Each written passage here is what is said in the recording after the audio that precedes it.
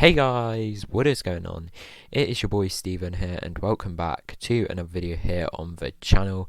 In today's video, I'm going to be talking about how and why I became a member of the Conservative Party. Like what age did I realise I was a Conservative?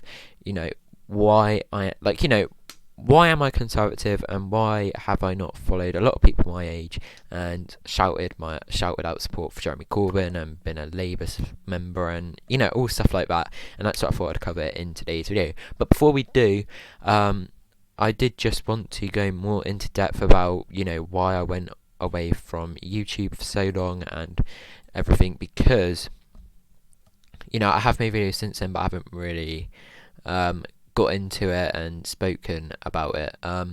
So basically, we can get up now. I mean, my last upload before the couple of videos I uploaded in the last couple of days was right.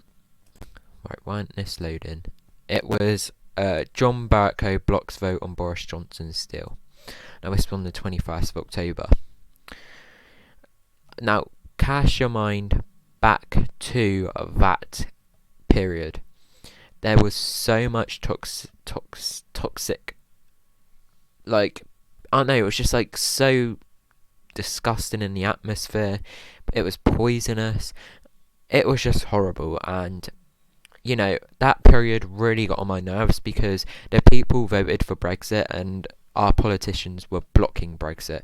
Now, I just got that annoyed. I thought, right, I'm just going to take a break from making videos on it, because I genuinely think I'd have just had an absolute breakdown on camera, which may have been funny, but I say on camera, on video, it may have been funny, but yeah, I just really couldn't stand it. And yeah, I decided to log out this account and just like relaxed and that.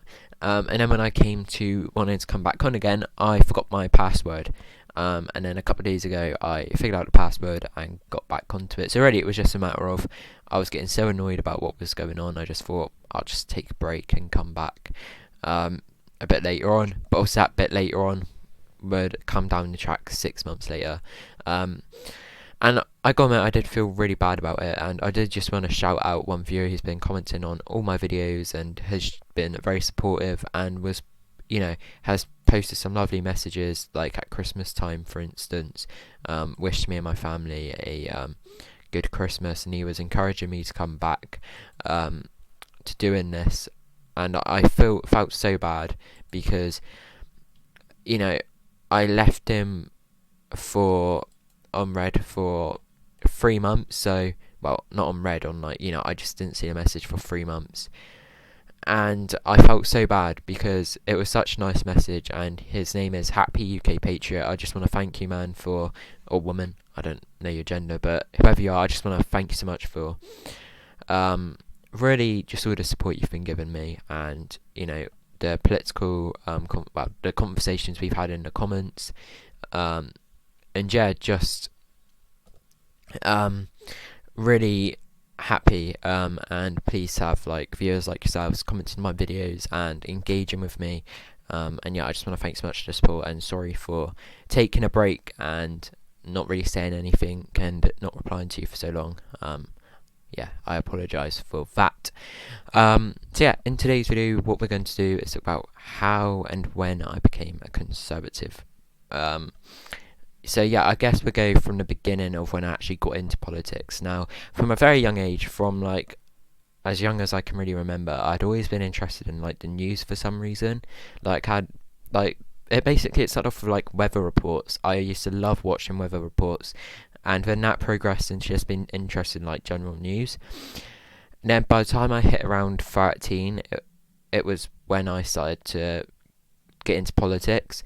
Now, at that point, I don't really have a political party I was affiliated with. I didn't know that much. Well, I basically knew nothing about politics. But there was one political party that I supported, and that was UKIP. Now, UKIP was a really odd one. Basically, we were doing a project in morals and ethics back in school, and what we had to do was do a little report kind of on a political party and do points about them. So me being me, I decided to choose UKIP. Now in my school, but definitely by classmates, a lot of people would like take jokes about UKIP because they just seen them as like a you know, kind of like they just wanted to kick out all the immigrants, which they just didn't. They just wanted, obviously, fair immigration controls, which everyone wants. Like, when you look back at some comments, definitely not the 2010 election, you can find it on YouTube, the 2010 general election debate. Gordon Brown was mentioning about becoming a fair society about immigration. Then he said, we would ban all incoming migrants or immigrants from, migrants from, countries outside the European Union, but we'd still accept people from the European Union. Now, if you think about that, how is that fair? That is completely not fair. That is basically, I'm going to call it, it's almost as if you're racist against people who aren't Europeans or coming from European countries. That's how I look at it.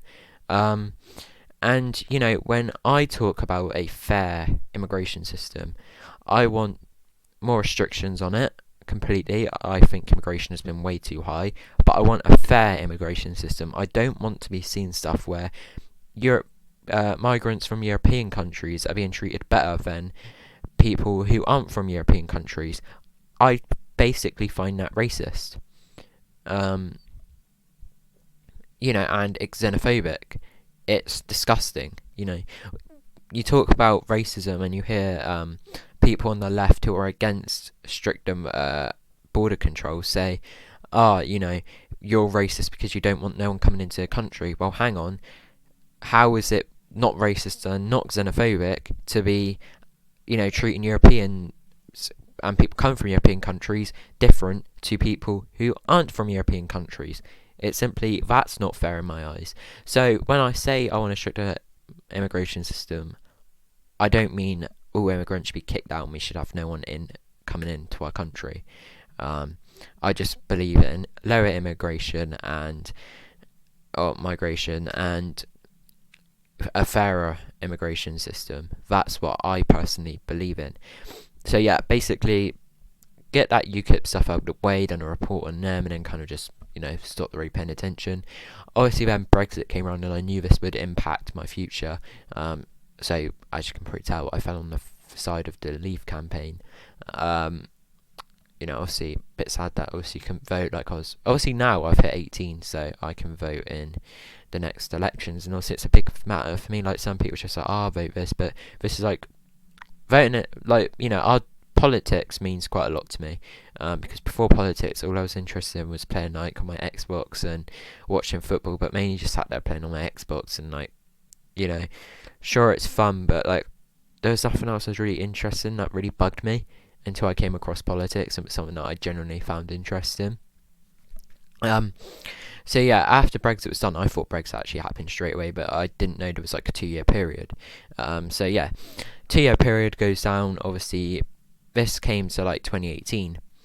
It was before then, like around the 2017 election, I started to become a conservative because I realised that the Conservatives were the party of business, the party of the economy, making sure that we don't go bankrupt, basically, and I felt as if they were the real promoters of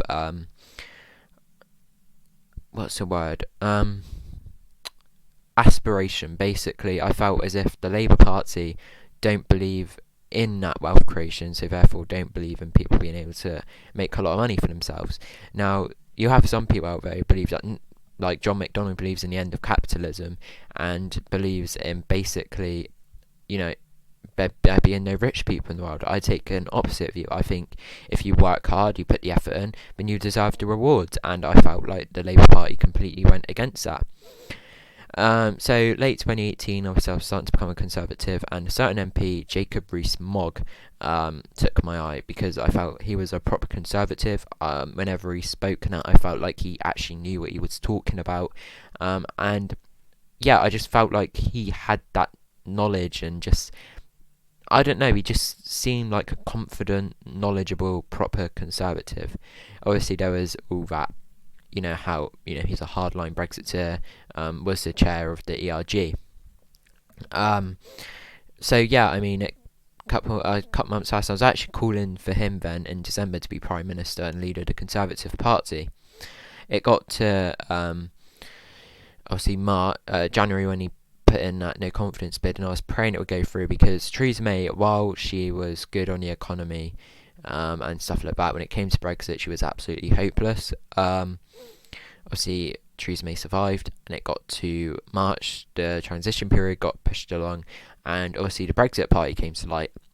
And I diverted from the Conservatives to the Brexit Party, but I always knew that was going to be temporary because I knew I was a Conservative at heart, and I knew if it came to a general election, I'd still vote Conservative. But I just felt the Brexit Party were basically standing for our democracy. I felt like the Conservatives, Labour, clearly the Liberal Democrats, the Greens, even though they're not really that big of a party. You know what I mean? Like, I felt like they had completely diverged and was going away from our democratic vote, and I felt like the Brexit Party were our last hope for democracy. So I became a Brexit Party, whatever you want to call it, registered supporter member. I don't know what they call it. Paid £25 to him, and yeah, I even got a badge come through the letterbox.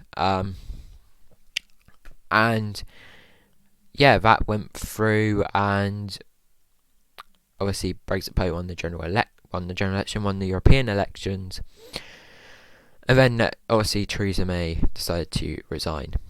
And as soon as the election was called, well, before all the candidates stood, I was hoping Jacob Rees-Mogg would stand. He didn't, and then Boris Johnson stood as well. He obviously stood to be Prime Minister.